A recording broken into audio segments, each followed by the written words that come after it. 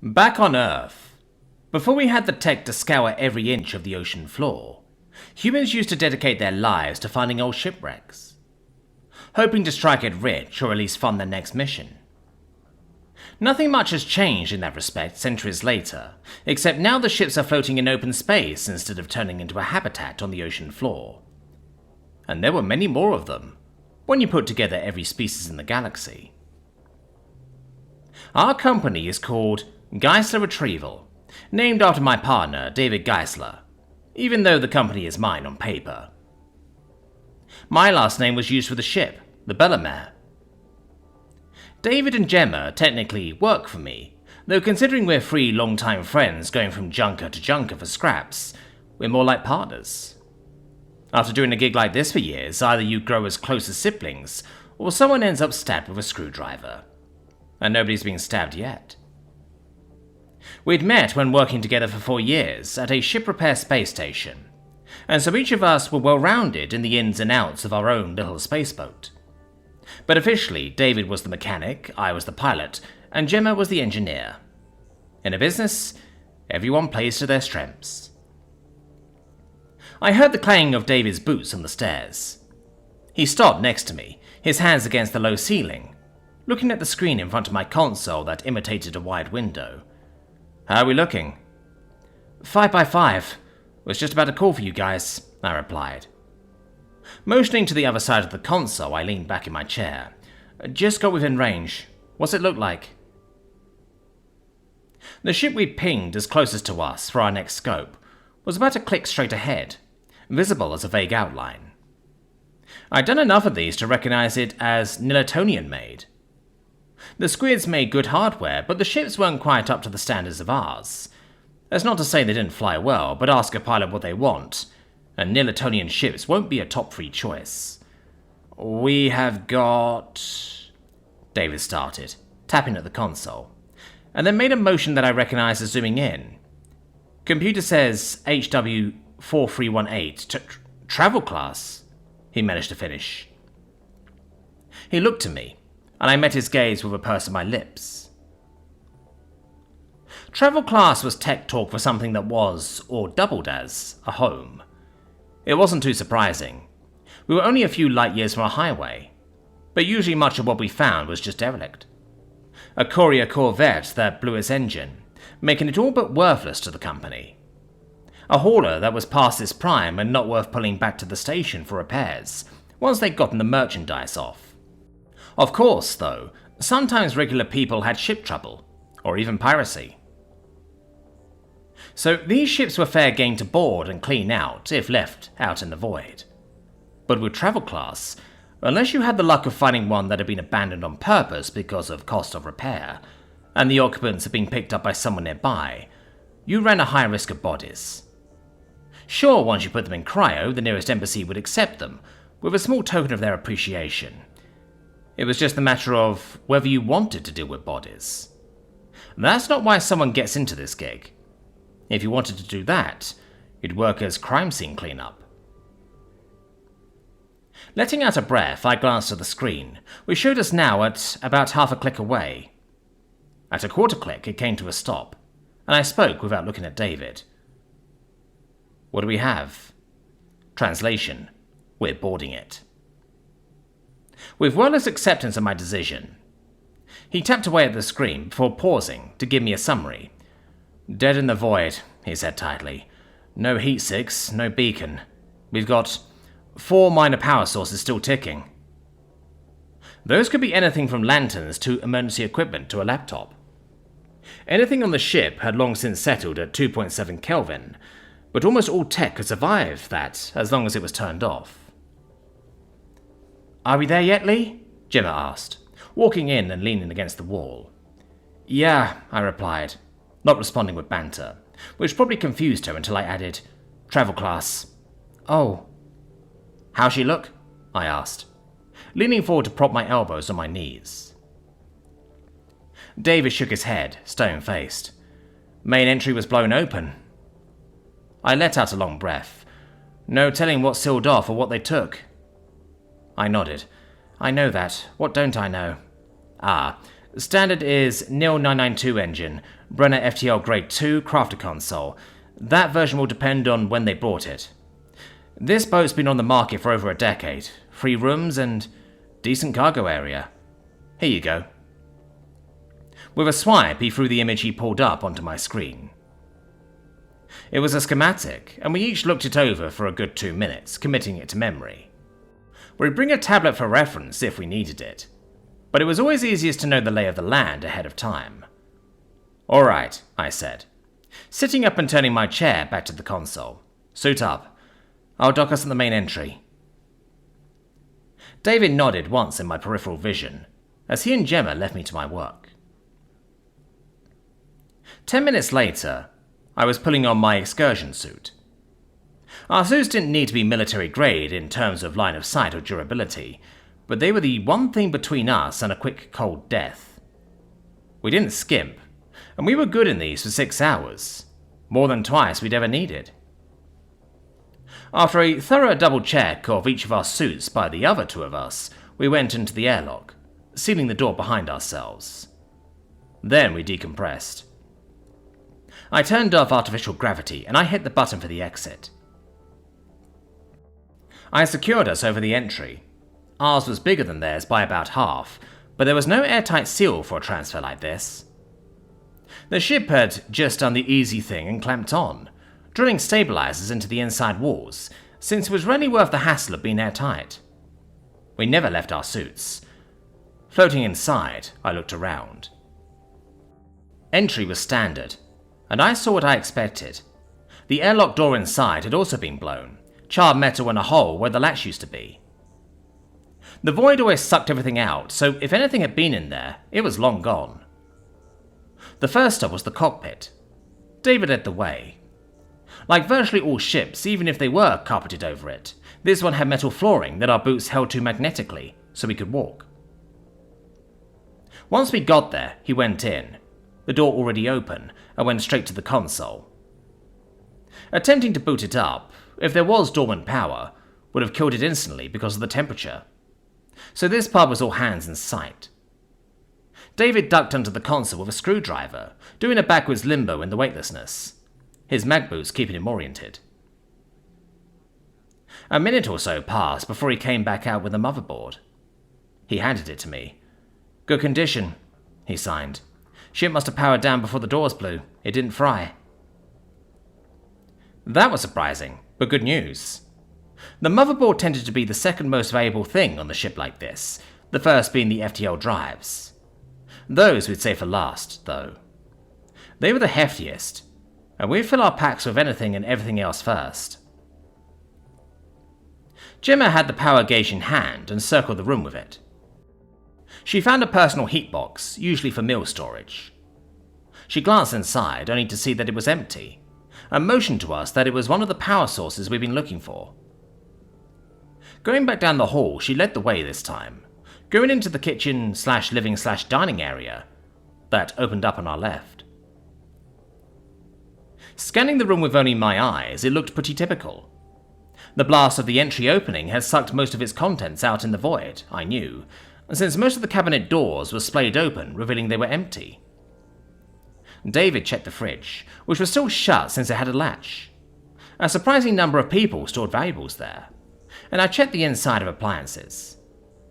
The oven and microwave were both empty, aside from a few pans stored in the oven that were floating in 0G. Turning to David, who'd walked over to me, he shook his head, and we both looked at Gemma. She found a coffee maker and gave us the signal again. Then we continued down the hall.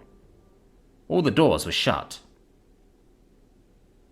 Pulling the manual latch and opening the door to the first room on the right, it was some sort of office. Gemma headed in and found a laptop floating in the back corner of the room. Picking it out of the air, she signed to us, "Power," one more time, then tucked it away in her backpack. We spent the next 10 minutes or so sifting through the detritus, floating around in the air, grabbing hold of anything that looked sharp as we went. It was almost impossible for a letter opener to pierce our suits, but it paid to be paranoid. David found another laptop in the cabinet and put it in his pack, and I found a high-end tablet. Gemma noticed and came over, nodding once and gesturing with the gear in her hand that this was power source free. I waved to get David's attention. If this was pirates, why leave the electronics? Cargo was worth more, David suggested. That was likely. He said they had decent cargo storage, so it could be they ran a small business. We checked cargo, but if that was the case, it meant everything there was long gone. The next door, on the left, was a bedroom. As far as I could tell, nothing violent had happened here, or anywhere else we'd been through. The mattress was still held to the bed, standard procedure, but various untethered objects littered the space around the room. None of them were valuable, but we found a jewelry box in a drawer that had quite a few trinkets in it. Whether they were worth anything was yet to be determined. None of us were jewelers, but it went in my bag. The fact that it was there made the pit of my stomach heavier, and the fact that we'd be selling it made me borderline queasy. It was all legal. The owners were gone, and the hassle of finding the owner's next of kin somewhere in the galaxy was a waste of time for what was largely a box of knickknacks. But it didn't make jobs like this any easier. I preferred abandoned long haulers where we pluck power storage clips out of their cases one by one. David pulled the entry latch to open the last door on the left. Nothing happened. Looking to both of us, meeting our gazes in turn, all of us were tense. Someone had locked this from the inside. We're still short one power source. It could be in engineering, Gemma signed. That was unlikely. Gear wasn't stored there. No one even went in there unless something needed fixing or for maintenance. I hesitated, then nodded to my right. Going down the hallway, we opened the door to the back of the ship. Our boots hit congregated metal soundlessly as he went down to engineering. Gemma did a sweep and David examined the drives. He gave me a thumbs up after a thorough examination, which meant nothing was visibly damaged. We need to test each individually once we got them back to the ship, though. Eventually Gemma shook her head, not having found anything. Our next stop was cargo, and after opening the door, no one went in. Nets and straps for tying things down hung lazily in the air. Shelves lined the walls. Aside from that, it was empty.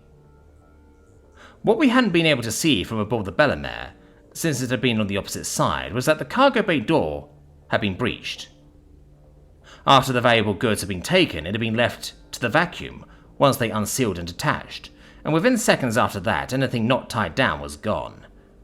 I shut the door.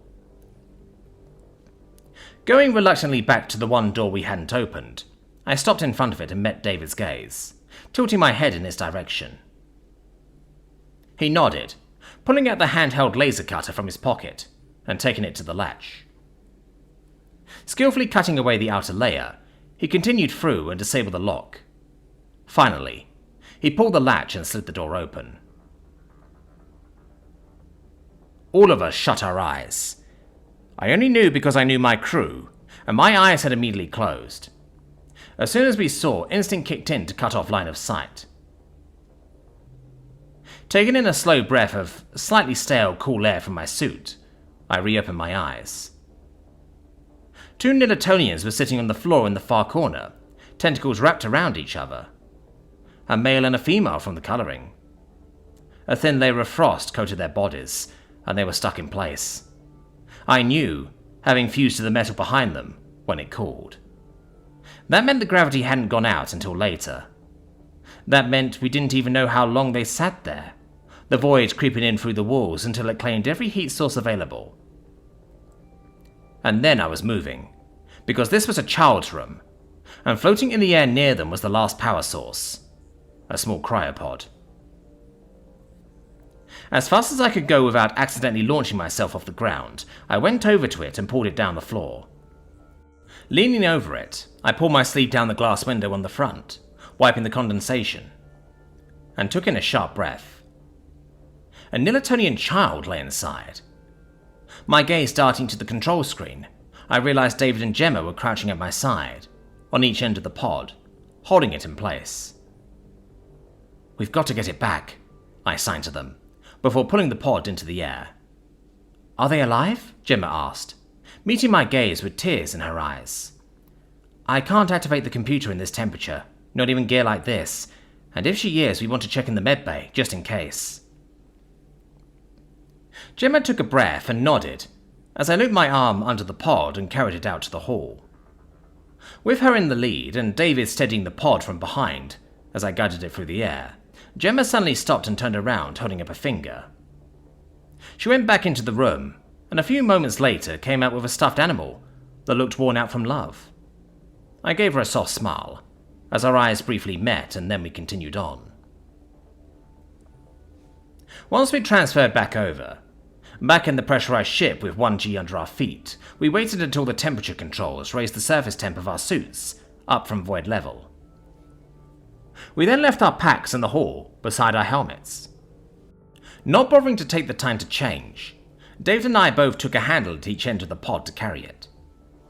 Gemma led the way into our medbay. It was moderate, as these things go, but while it might not be top of the line, it had everything we needed. Placing the pod on the gurney, I finally held down the power button, and when the screen lit up, I let out a harsh breath I hadn't noticed I was holding. Running a hand down my face, I then selected menu options to go into the metadata. "How long?" David asked, knowing what I would look for first. I paused as I selected menu options to get where I wanted to go.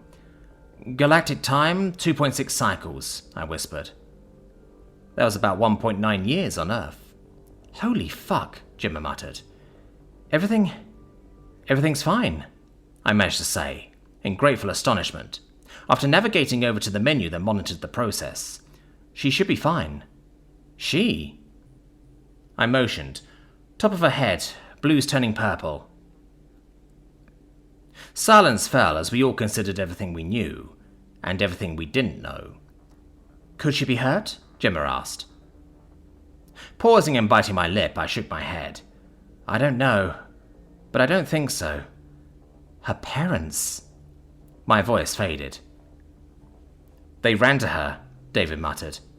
"Maybe they were given the option to be boarded, maybe not. Either way, they do what's instinctive. Run, hide, lock the door behind them. Main entry is forced, the ship opens the vacuum. The girl's emergency cryopod is in her room for easy access, of course, but theirs." He let out a long breath and slumped against the wall. "They wouldn't risk opening the door," I muttered, crossing my arms across my chest tightly, "so they made sure she was safe." We all stared at the pod for a long moment. "We get her to the embassy first, right?" David asked, looking to me. "They'll open the pod and find next of kin." "What if there is none?"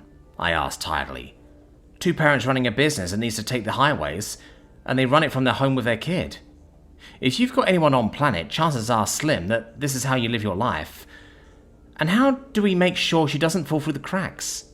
If they cut power to the ship and then the cargo is taken, and this damn boat really is flyable, it could be everything she has." The rules of the game when it came to our job were straightforward. Any abandoned vessel was fair game for scavenging. But if you wanted the ship, there were hoops to jump through. Next of kin to search for, paperwork to fill out, maybe a lease that still wasn't paid. Probably a lease that wasn't paid, if you're being honest with yourself. That was a bigger fish for a bigger company to handle. But nothing we'd seen had looked fried. We could put the motherboard back, tow it into the nearest space station, and invest to fix the parts that had been blasted away when they'd been boarded and robbed. The Nilitonian girl might want to sell it. She might want to keep it. Whatever she wanted, though, I felt compelled to be the one to look her in the eyes and ask her. And then to make sure it happened. If we got her and the ship back to Nilitonian territory, and put it in a bullshit claim, we'd wrap ourselves up in this and make sure she didn't get screwed over if there was a company holding the lease. Of course, that meant being the ones that told her that her parents were dead. "What's the play?" Gemma asked softly. Clasping my hands together, I pressed my knuckles to my lips. Seconds ticked by. My crewmates were silent. The faint sounds of various appliances in the room hummed, and that was it. Finally, I lowered my hands and stepped up to the pod, tapped at the screen, and selected the command to open. Then I pulled over a stool and sat on the edge, waiting anxiously. The process took a few minutes that stretched, and I felt each second tick by like it was pulled through molasses. Eventually, the lid unlatched with a snick, and opened gradually to a wide angle, revealing her. I took one of her tentacles in my hand, still chilly even though her blood was pumping again, hoping that having something to hold on to would help her steady herself. I'd come out of cryo before, and it wasn't totally pleasant. Her eyelids twitched and slowly opened as she breathed shallowly. "Hi," I said softly. "You're coming out of cryo. You're safe. Do you understand me?" A moment paused before she made a small sound that my chip rendered as untranslatable, but her tentacle squeezed my hand. "Take your time. Focus on your breathing."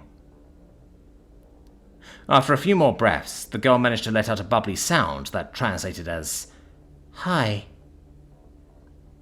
As her two large black eyes opened and met my gaze, I blinked back tears.